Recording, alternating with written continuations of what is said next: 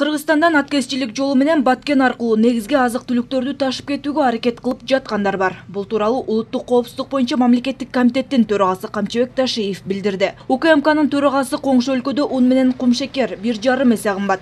Ал эми өсүмдүк майы жок калганын айтты. Ташиев бажы кызматынын түштүк аймагы боюнча бөлүмүнүн аткезчиликке каршы иши өтө начар болуп жатканын айтып, тийиштүү мекемелердин жетекчилери жеке жоопкерчиликте экенин эскертти. Но единственный вопрос, который нужно сейчас нас тревожит. Бажы кызматы, Ички иштер министрлиги, Улуттук коопсуздук боюнча мамлекеттик комитет жана салык кызматы биргелешип Баткендеги чек араны карагыла. Бардык азык-түлүктү азыр насос менен сордургансып чыгарып кетип жатышат. Чек арага чеп болуп туруп, 1 дагы килограмм май, ун, кумшекер өткөрбөгүлө. Бул негизги максат.